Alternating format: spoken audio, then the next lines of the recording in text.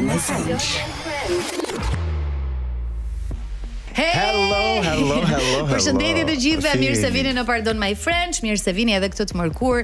Do të kemi shumë për të folur sot, por kemi zgjedhur një fokus, në fakt, një fokus që ka të bëjë me shenjat e horoskopit. Tema jote e preferuar për ty e zgjodha, duke qenë se jemi drejt fundit të këtij sezoni. Ta mbyllnim pak kështu me astrologji, por në pjesën e dytë të ditës së sotme do të kemi një super artiste, një vokal shumë të bukur të muzikës shqiptare, është Vesa Smolica, e cila do të na bashkohet, por përpara se të kalojmë tek rubrikat edhe tek të ftuarat tona, po që kishe të drejti, Moreniko. Po që e bashkua Mateon dhe Rikenën, Moreniko.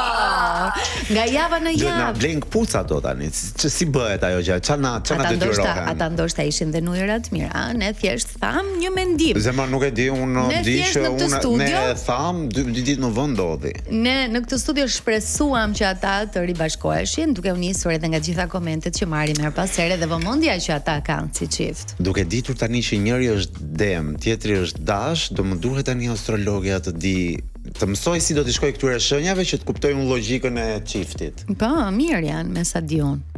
I tani do ta marrin vesh. Do ta marrin vesh tani, unë do ta marr vesh sa lek do marr këtë verë.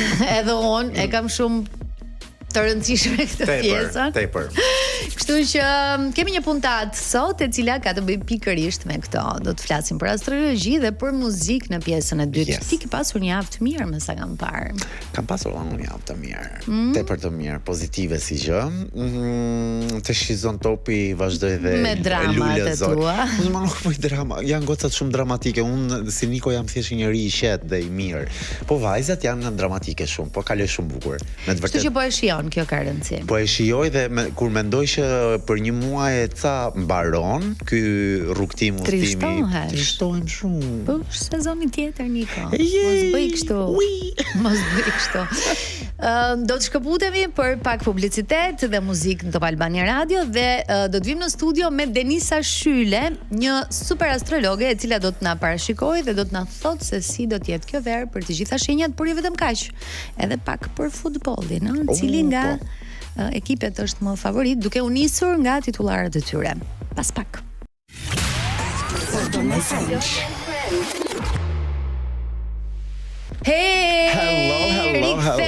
Rikthehemi sërish kësaj radhe, nuk jemi vetëm, jemi bërë 3 në studio, siç ju premtuam. Kemi një ndër astrologet më të spikatura dhe është Denisa Shyle. Mirë se vjen në Pardon My French në Top Albania Radio. Hello. Për herë të parë live. Mirë se u gjeta. Kolegja ime, astrolog. Jam dakord. E kam konfirmuar. Si ke qenë? Kam qenë mirë. Kjo verë. Jemi foton në stinën time. Jam nga fore, kështu që jemi mirë. Ti e kalove? Po, i binjaku, por unë adhuroj, vazhdoj adhuroj verën, vazhdoj mendoj se jam një çun deti dhe që kam lindur kur vjen dimri, them jam në vend të gabuar. Ke qenë një Poseidon në jetën tënde. Zemra s'ka që edhe një sardele të kem qenë me rëndësi që kam qenë brenda detit. E rëndësishme është që është djalë detit. Denisa, ne të kemi ftuar sot për të bërë jo vetëm një parashikim për të gjitha shenjat, nuk e di pse ka kaq shumë kuriozitet. Ka shumë kuriozitet. Të ngopem. Kemi qenë një herë në transmetim dhe po bënim diçka të tipit 4 shenjat më me fat sa i përket dimrit dhe dham publicitet dhe mbetëm tek akrepi. Na ka marrë Soni Mala në telefon. Mbarojeni akrepi se do zbres nga makina. Është shumë interesante se si njerëzit, ndoshta edhe ata që nuk besojnë fare në astrologji, her pas here e klikojnë, e shohin, kanë një farë kurioziteti. Unë të vërtetën nuk kam pasur ndonjë interes për astrologji dhe horoskopin para se të filloja të merresha me këtë punë, por po si erdhi te këtu, jam shumë kurioze. Kisha shumë pyetje brenda vetes, të cilave ju dha përgjigje nëpërmjet profesorit tim, domethënë që në atë kohë nuk ishte ende profesori, dhe duke ndjekur atë, fillova të kuptoj që përgjigjet që unë dëshiroj mund të merri aty dhe vërtet që përgjigjet si për shembull ekzistenciale ose pse ndodhin disa gjëra. I marrën shumë shpejt përgjigjet nga astrologjia, sepse gjithçka shkak pasojë, po atë shkakun asnjëherë nuk e kuptojmë sepse arrim që ta shikojmë figurën të vogël ose ne shikojmë në mikro, ndërkohë që astrologjia na ndihmon që ta shikojmë në makro, si edhe jep të përgjigje shumë le të themi ekzistenciale në këtë pikë, ndërkohë që ajo çfarë mua më ndihmoi në të ardhmen ishte që të pranoja shumë kushte që ndodhin në jetën time dhe si rridhoj të mund edhe të këmbgulja në rrugën që ndoqja më vonë, që ishte astrologjia. Përveç kësaj, ajo çfarë kam vënë tek rrethi im shoqëror dhe njerëz që nuk kishin as pak, domethënë, interes për astrologjinë, filluan që ta shikonin me atë sy, pse sepse me sa duket pas kam atë ndikim. Dhe ke në fakt. Ne sot do të flasim për se si do të jetë kjo verë për shenjat në përgjithësi, por në fund kemi lënë një hapësirë për evenimentin e kësaj vere që është kampionati botror i futbollit. Do t'i tregoj Denisës shenjat e motospikatorëve të këtij kampionati, po kemi ca kështu kontradikta, aty nuk e di a do ja dalim deri në fund, por do duhet të bëjmë një parashikim. Ne jemi në fund në fakt të këtij sezoni, na ka mbetur edhe një tjetër puntat, kështu që vendosëm që t'i lëm një shije të mirë audiencës së Pardon My French, duke parë se si do ta kenë verën. Duhet të përgatiten, për çfarë duhet të përgatiten? Nëse ka drama në jetën e tyre të marrin masat e duhura. A merren masat ndonjëherë dhe kur jep këshilla? Merr. Vërtet? Madje edhe kur shpjegoj gjithmonë, domethënë horoskopin e shpjegoj që kemi këtë, por mund të bëni këtë. Madje ka rënë, po. Merrni parasysh. Patjetër. Domethënë arsyeja që ekziston astrologjia, kjo është një sistem alarmi, nëse përdorim ashtu siç duhet, mund të marrim masat dhe mund të shmangim problemet. Ka gjithmonë probleme të pashmangshme, por edhe për ato përgatitemi të fakt. Jemi të përgatitur. E nisim me dashin. Okej, shenja e dashit është vërtet shenja e favorizuar e kësaj vere, ka një ndikim shumë pozitiv, po, shumë pozitiv. Tema se pozitiv. Pse u çuditë ti?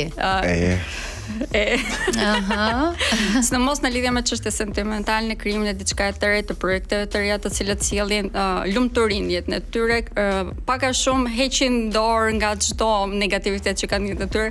Këtu përfshin edhe personat negativ. Prandaj edhe futen në një fazë ku vetëm mriten tashmë. Bëhen pozitiv edhe këta negativët. Jo, thjesht i heqin nga jeta e tyre ose nuk i përfillin më. Okej. Bravo Dashit. Jo, Dashi ka qenë i lodhur për një periudhë shumë të gjatë, prandaj edhe tashmë ka kuptuar se çfarë ka rëndësi si rridhë, mban vetëm ato në jetën e tyre, pak më tepër që ka një mbështetje shumë të madhe. Mbështetja më e madhe në të vërtetë do të vi pas datës 30 qershor kur të kalojë Jupiteri tek shenja e Luanit. Atëherë kemi një zgjerim edhe në fatin e tyre. Kjo do të thonë që mund të kenë fat në lidhje me çështje sentimentale që përmendëm në fillim, por po ashtu edhe për të kryer begati. Dhe plus bën persona me shumë autoritet. Pra puna që ata kanë bërë deri në këtë moment fillon të bien tepër në sy, po. Demi, që nga mirë Dashi këtë. Demi mua s'm intereson, mund ta bëja skip si shenjë. Jo, mua m'intereson se jam ascendent të preferuar. Demi? Do me thonë, edhe ata që e kanë ascendent duhet të dëgjojnë me vëmendje? Duhet ta dëgjojnë me më tepër vëmendje. Okej. Me më tepër vëmendje. Atëherë, shenja e Demit në këto momente ka pak kriza. Kriza vjen tek marrëdhëniet familjare, tek vendi i punës, sepse mund të duan që të ndryshojnë, por nuk po gjejnë elementet e duhur ose vendin e duhur, le të themi. Po ashtu edhe në marrëdhëniet që kanë me partnerët e tyre, është krijuar një katër këndësh në këto momente tek shenjat fikse, po, dhe kjo sjell shumë sfida në jetën tonë, por këto sfida në të vërtetë krijojnë që ne të gjejmë rrugën tonë të vërtetë. Pra mbyllim disa cikle karmike dhe fal kësaj kemi mundësi që të krijojmë diçka të re. Për shenjën e Demit të gjitha këto po ndodhen për të rregulluar stabilitetin brenda shtëpisë, për krijuar dinamika të reja këtu, dhe për të gjithë ata që nuk kanë partner në jetën e tyre, të gjejnë partnerin e tyre të jetës. Pra një lajm i mirë për Demën, do gjeni partner këtë verë. Ti ç'ke? Binjakët. Erdhi më në fund. Demi. Skip Demi. Mbaroj kaq. Binjakët shenja më me fat nuk do ta thoja, po shenja që iku tersi. Iku vërtet. Pas ka lexuar o Denisa, pas ka lexuar ka ardhur i përgatitur. Nuk kam marrë përgatitur, e di sa ters kam patur. Më kanë ecur gjëra të mirë si binjak, po sa ecë diçka, ndodh diçka tjetër. Si do jetë binjaku? Ajo ndikimi që sa përmendet tek Demi, që po e krijohet në këtë moment, e ka pasur binjakët, prandaj edhe vërtet që dilin përpara sfida. Ideja është këtu që kur na dalin sfida përpara, sistemi ose Zoti ne na sprovon që është e do apo se do vërtet të si gjë. Dhe tashmë në jetën e binjakëve kanë ngelur vetëm gjërat që ata i duan ose mund të qëndrojnë në jetën e tyre, prandaj edhe janë futur në fazën ku gjithçka zmadhohet. Duke qenë se Jupiteri do të kalojë tek shenja e Luanit, kjo do të thonë që komunikimi ose profesionet që merren me komunikim, në këto momente do të kenë një shkëlqim shumë të madh, pak më tepër plus kësaj, duke qenë se kemi Plutonin në grad pozitive me Uranin që është i vendosur tek shenja e binjakëve. Kjo do të thënë që janë persona të cilët janë shumë më tepër larg pamës, kanë një horizont shumë më të gjerë dhe nuk shikojnë më pengesa, shikojnë vërtet synimet e tyre që kanë dhënë dhe arrin që të realizojnë ato sepse janë vërtet shumë herë më tepër të përgatitur për ambientin që na rrethon në këto momente, që është ambienti i teknologjisë, është ambienti i përparimit. Prandaj edhe janë një nga shenjat e cilat do të avancojnë shumë. A kemi probleme? Po, tash kalim të problemi, duke qenë se kemi një retrograd të Merkurit që do të vi fiks tani në fund të qershorit, është në datë 29 deri 24 korrik, pra 29 qershor deri 24 korrik. Kjo do të thonë që do të kemi probleme me memorien. Është një nga problemet më të rëndësishme